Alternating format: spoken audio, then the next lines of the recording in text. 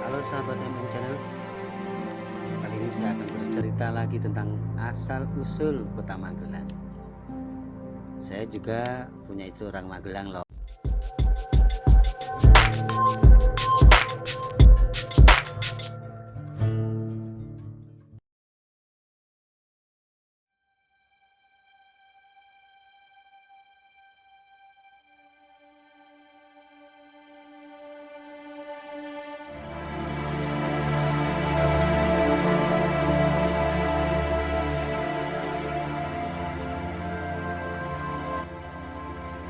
Halo sahabat Channel, kali ini saya akan bercerita lagi tentang asal-usul kota Magelang. Saya juga punya istri orang Magelang loh. Jadi pantas ya kalau saya sangat mencintai kota Magelang. Begini ceritanya. Dahulu kala, Kerajaan Pajang di bawah pimpinan Raja Sultan Hadiwijaya berselisih dengan lawannya yang terkenal sombong dan angkuh dari Kadipaten Jipang yang dipimpin oleh Arya Penangsang. Perselisihan tersebut mengakibatkan peperangan dan memakan banyak korban berjatuhan di keduanya. Saat pertemuan terjadi, Sultan Hadiwijaya memberikan kepercayaan kepada Danang Sutawijaya atau anak angkatnya sebagai panglima perang. Saat itu Sutawijaya sebagai senopati perang didampingi oleh Ki Gede Pemanahan berbekal senjata tombak yang disebut Kiai Pleret. Mereka berdua melaksanakan perintah Sultan Hadiwijaya beserta rombongan. Mereka dianjurkan untuk menyeberangi sungai karena kelemahannya ada di sungai.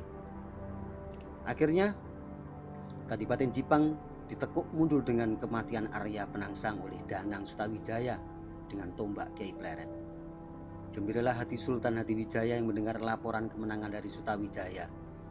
Kemudian sebagai balas jasa, Sutawijaya diadai tanah di daerah hutan Mentoak kepada mereka berdua. Sejak itulah Danang Sutawijaya dan Ki Gede Pemanahan mulai mengubah hutan Mentoak menjadi sebuah kerajaan Mataram dengan rajanya Danang Sutawijaya yang bergelar Panembahan Senopati. Kerajaan Mataram yang menjadi kerajaan yang mempunyai pengaruh luas sehingga muncul niat untuk memperluas wilayahnya. Suatu hari Panembahan Senopati meminta pendapat Ki Gede Pemanahan tentang niatnya itu. Ki Gede Pemanahan memberikan pendapat untuk lebih memperkuat bala tentaranya agar dapat digerakkan untuk menaklukkan wilayah lain. Langkah pertama, membuka daerah hutan di wilayah Kedu yang konon hutan tersebut daerah paling angker karena belum pernah terjamah manusia. Menurut kepercayaan warga setempat, hutan Kedu merupakan kerajaan jin dengan rajanya bernama Jin Sepanjang. Oleh Panembahan Senopati, Pangeran Purbaya ditunjuk untuk memerangi jin yang berkuasa di sana. Hari yang sudah ditentukan tiba untuk Pangeran Purbaya beserta rombongan membuka lahan baru dengan membawa pusaka kerajaan Mataram. Tatkala bala tentara memasuki hutan Kedu, murkalah Raja Jin Sepanjang.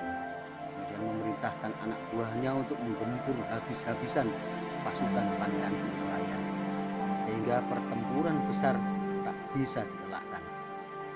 Akhirnya bala tentara jin dipukul mundur dan Raja Jin Sepanjang melarikan diri dari pasukan Mataram. Akhirnya hutan Kedu dapat dikuasai oleh pasukan Mataram sebagai wilayah kekuasaannya. Di dalam wilayah hutan tersebut hiduplah keluarga petani bernama Kiai Keramat dan istrinya Bogem serta anaknya Roro Rambat. Roro Rambat terkenal gadis desa yang mempunyai paras cantik dan menawan, dan dari keluarga itu hidup tentram. Pada suatu hari, Roro Rambat beserta pengasuhnya mencari tanaman dan bunga-bunga di sepanjang jalan hutan untuk bahan obat-obatan. Mereka berdua tak menyadari kalau di depannya sedang berdiri pria gagah dan tampan. Roro Rambat pun terkejut melihat pemuda itu. Pemuda itu adalah pasukan Mataram yang tertinggal saat menyerang bala tentara Jin Sepanjang. Terjadilah dialog antara keduanya di dalam hutan tersebut dan diketahui bahwa pemuda itu bernama Raden Kuning. Kemudian Raden Kuning mengungkapkan isi hatinya untuk meminang Roro Rambat agar mau dijadikan istrinya. Mendengar niat baik pemuda itu, Roro Rambat lantas berlari ke rumahnya dan memberitahu orang tuanya. Kedua orang tuanya sangat senang mendengar perkataan Roro Rambat. Selang beberapa waktu sampailah Raden Kuning di rumah orang tuanya, kemudian memperkenalkan diri. Kedua orang tuanya pun langsung menerima niat baiknya untuk menikahi anaknya.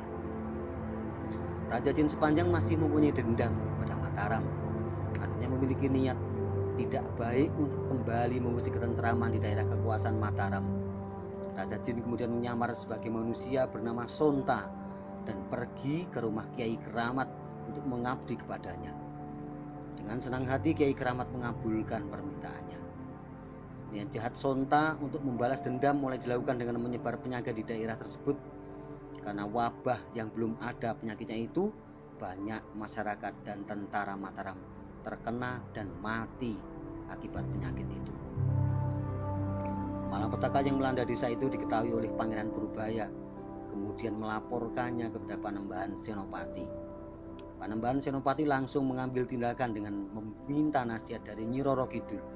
Kemudian ditemukan bahwa peristiwa itu diakibatkan oleh Jin Sepanjang yang menyamar sebagai Sonta pelayan Kiai Keramat. Panembahan Senopati kemudian menyampaikan nasihat dari Nyi Roro Kidul kepada Pangeran Purbaya untuk segera membereskan Sonta dari desa itu. Datanglah Pangeran Purbaya ke kediaman Kiai Keramat dan menyampaikan titah sang Panembahan untuk membunuh Sonta. Kiai Keramat pun kaget karena diketahui bahwa Sonta anak yang lugu dan tidak mempunyai keistimewaan apapun. Sonta langsung melarikan diri ketika mendengar pembicaraan Pangeran Purbaya dengan Kiai Keramat. Kemudian Kiai Keramat mengejar Sonta dan akhirnya terjadilah perkelahian yang dimenangkan oleh Sonta karena ilmunya di atas Kiai Keramat. Pangeran Purbaya yang mengetahui perkelahian itu tidak dapat mencegahnya, hingga akhirnya Kiai Keramat dimakamkan di tempat perkelahiannya itu, dan di tempat tersebut dinamai Desa Keramat. Nyai Bokem sangat marah melihat mayat suaminya. Kemudian ia mengejar Sonta yang melarikan diri ke arah timur. Terjadilah pertempuran antara Sonta dan Nyai Bokem. Dan oleh Sonta Nyai Bokem dikalahkan dengan mudah dan dimakamkan di daerah itu. Maka nama wilayah itu dinamakan Desa Bogeman. Kemudian Pangeran Purbaya memerintahkan Tumenggung Mertoyudo untuk membinasakan Sonta. Namun lagi-lagi Sonta lebih unggul. Tewaslah Tumenggung Mertoyudo dan dimakamkan di daerah itu. Hingga kini daerah itu dinamakan Mertoyudan. Kemudian Tumenggung membuat Raden Krincing tersinggung. Kematian Tumenggung membuat Raden Krincing tersinggung.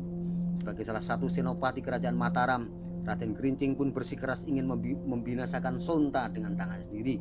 Namun Raden Krincing tewas di tangan Sonta. Untuk menang Raja Raden Krincing, daerah pemakaman jenazahnya dinamakan Desa Krincing.